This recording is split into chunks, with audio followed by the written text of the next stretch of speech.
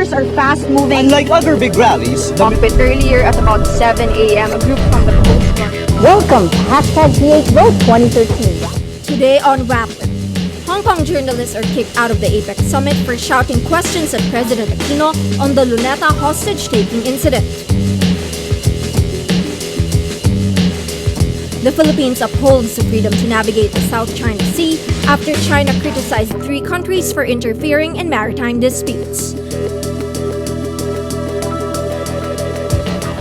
It's still a preferred developer because the amount of goodwill that they've developed over the years is very hard to destroy it with just one isolated incident. An analyst says Ayala Groups remain the preferred developer despite findings of liability in the Serendra blast.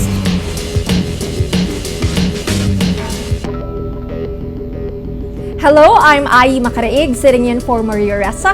Welcome to Rappler, your social news network.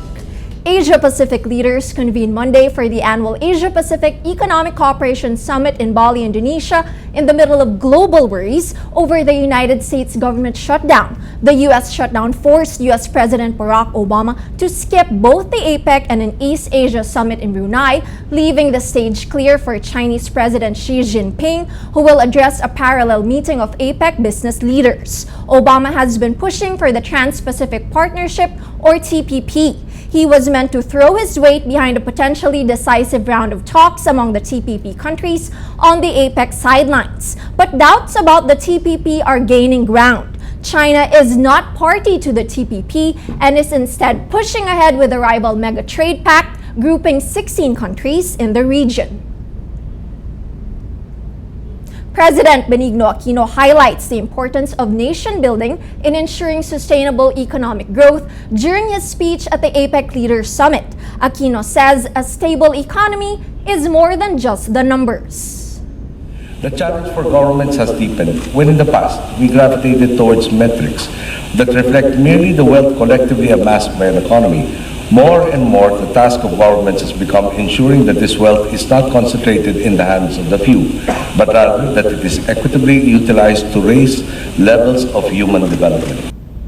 The Philippines grew 7.5% in the second quarter of 2013, the fastest in the region, and achieved its 3rd credit rating upgrade recently. Aquino says economic growth should also be felt by the people, especially the poor. In his speech, the president highlights his government's flagship anti-poverty scheme, the Conditional Cash Transfer Program. He also mentions 2 landmark laws passed in the 15th Congress, the Reproductive Health Law and the Sin Tax Reform Act. APEC host Indonesia denies stifling press freedom after withdrawing the credentials of several Hong Kong journalists for shouting questions at President Aquino. Aquino's spokesman says the journalists crossed the line by aggressively questioning him about a hostage siege in Manila that left 8 Hong Kong people dead in 2010. As Aquino entered a meeting of APEC business leaders, the reporters demanded to know whether or not he would meet Hong Kong leader Leung Chun-ying and apologized to the families of the hostage crisis victims.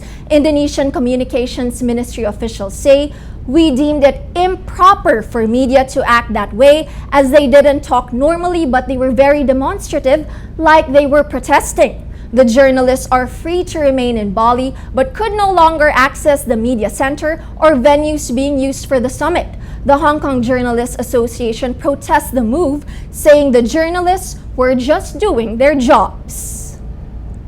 The Philippines upholds the freedom to navigate the South China Sea after China criticizes the US, Japan, and Australia for, quote, interfering in maritime disputes. Diplomats from the 3 countries released a statement affirming respect for international law and freedom of navigation in the South China Sea. On Monday, Chinese Foreign Ministry spokeswoman Hua Chunying says the alliance between the US, Japan, and Australia should not be used as a, quote, excuse to interfere in disputes over territorial sovereignty. But in a press briefing, Philippine presidential spokesman Edwin Lacerda says there's such a thing as freedom of navigation. A big percentage of world trade passes through our waters that are a subject of dispute right now. The UNCLOS, or the UN Convention that governs maritime disputes, upholds freedom of navigation. Under Article 58, the UNCLOS says a state has the right to navigate another state's exclusive economic zone, or EEZ. But it says a state has sovereign rights for the purpose of exploring and exploiting, conserving and managing the natural resources within its EEZ. China and the US, among other countries, differ on this point. China asserts military activities may not be undertaken in the EEZ without consent, while the US believes the EEZs are international waters where freedom of navigation is assured. The lawyers of alleged pork barrel queen Janet Napoles want to know why a key piece of evidence in the serious illegal detention case against her hasn't been presented yet. Napoles' cousin and scam whistleblower Ben-Hur Lui allegedly gave his family a letter while he was under detention in February. The letter is supposed to be attached to the sworn testimony of several witnesses in the case. The prosecution says the letter is with Levito Baligod, lawyer of several whistleblowers. Lui's sister says the letter was slipped into her back pocket during a meeting with Ben-Hur at Napoles' condominium in Pacific Plaza. The Lui family says it is evidence Napoles and her brother held Ben-Hur against his will. After the hearing, Napoles' lawyer Lorna Kapunan hits the prosecution for what she calls delaying tactics. Order. Ang concern lang namin hanggang ngayon, yung main witness nila si Ben-Hur tinatago pa. Inuubos nila yung time allotted for the defense. So, talagang delaying tactics to because 2 hearings na lang at meron pa lang silang 4 na witnesses o 3 witnesses. At uubusin nila lahat ng hearing dates. Paano na yung hearing dates ng accused? That means maghihintay na naman kung kailan available ang mga witnesses. So, yun lang. Ang concern lang namin. Presidential spokesperson Edwin Lacerda dismisses critics of the government's Disbursement Acceleration Program, or DAP, saying they deny, obscure, and misdirect the issue. In a press briefing Monday, Lacerda says it's all right to have disagreements over the constitutionality of DAP, but he takes offense that, quote, good people are being made to look evil. Lacerda also questions the timing of former Senator Joker Arroyo's criticisms against the Aquino administration. Lacerda criticizes Arroyo for allegedly keeping quiet about scandals during the term of his ally, former President Gloria Arroyo. The Budget Department says the DAP is sourced from savings or unreleased General Appropriation Act items. It was designed to boost spending and help accelerate economic expansion. The palace has consistently cited the Constitution and the Administrative Code to support the creation of DAP. For the first time, the Supreme Court will allow the audio live stream of oral arguments on the constitutionality of lawmakers' Priority Development Assistance Fund, or PDAF. Supreme Court spokesman Ted Te says there have been attempts in the past to have proceedings broadcast live. Te says the court decided to allow the audio live stream of Tuesday's hearing because of public interest over the issue.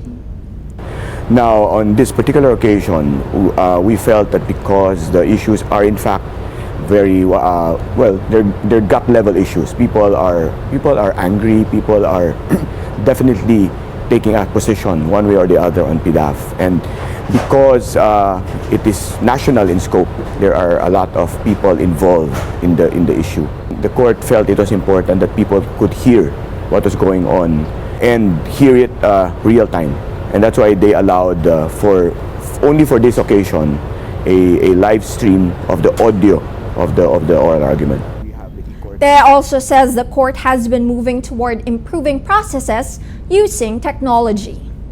Since last year, the court has really been doing things with technology, and now with the live stream, wherein the court is basically using technology like YouTube and going real time, allowing people to hear real time what is going on in terms of the oral argument. I think it enhances transparency. It opens up the court in terms of how it deliberates, how it thinks. You can listen to the audio live stream of the proceedings on Rappler's front page starting 2 p.m. on Tuesday. 4 months after the explosion at a residential unit in Serendra, an interagency task force found 3 Ayala companies and a construction firm liable for the incident. But Claro Cordero of real estate investment firm Jones Lang LaSalle says the explosion had no impact on residential property sales in Makati and Bonifacio Global City. Well, we think the incident is an isolated one. Nobody wanted it to happen.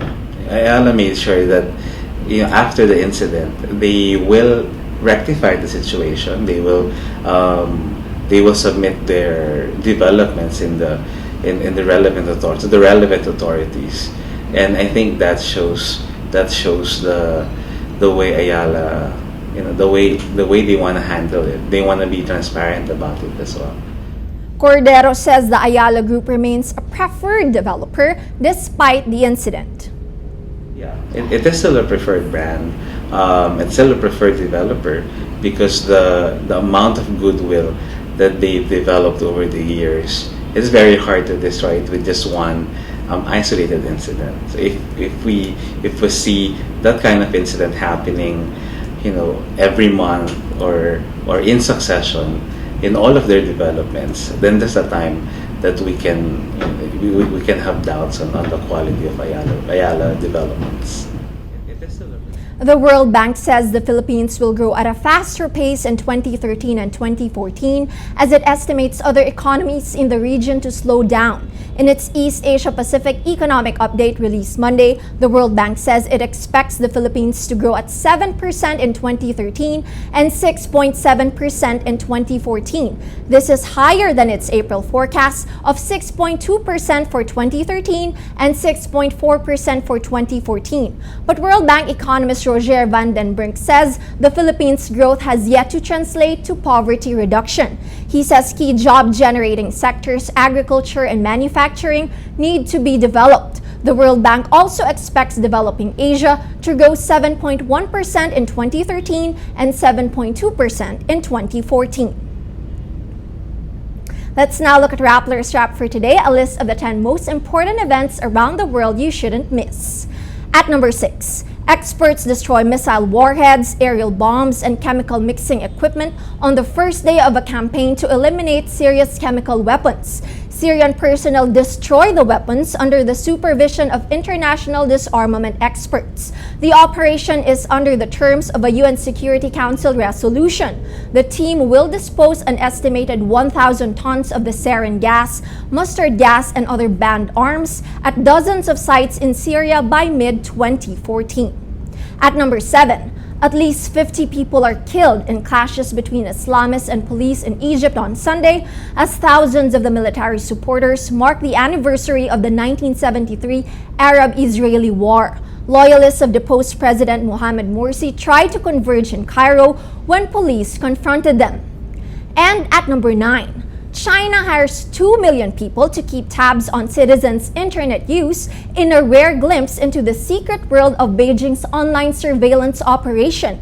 The Beijing News reports many of the employees do keyword searches to monitor the millions of messages posted daily on popular websites. The newspaper says the web police are employed by the government's propaganda arm and by commercial sites. For the full top 10, visit Rappler.com's The Wrap.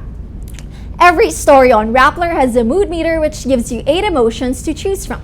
Click how you feel and your vote comes down to the Mood Navigator in the middle of our front page, which crowdsources the mood of the day. It also gives you the top 10 stories that got the most clicks. Here we have the story that got a lot of people talking today. For shouting at Aquino, Hong Kong journalists kicked out of Apec. 51% angry, but also 36% amused. A related story has the same emotion. Another big political story today, hounded by scandal, Aquino ally retires. This is about LTO chief Virginia Torres. 61% happy, 33% sad about the retirement of the key Aquino ally, but also a very controversial personality. But still, the story that got the most clicks is from last week. Plunder charges for Arroyo and 5 cabinet members over Malampaya. 94% happy, 6% afraid. all contributing to the mood of the day. Today, most people are happy. That's Rappler's newscast for today, Monday, October 7, 2013. Visit Rappler.com and watch your newscast Monday to Friday. Tell us how you feel on our mood meter and help us crowdsource the mood of the day. I'm Ayi Makaraig, and as we say at Rappler, tomorrow begins today.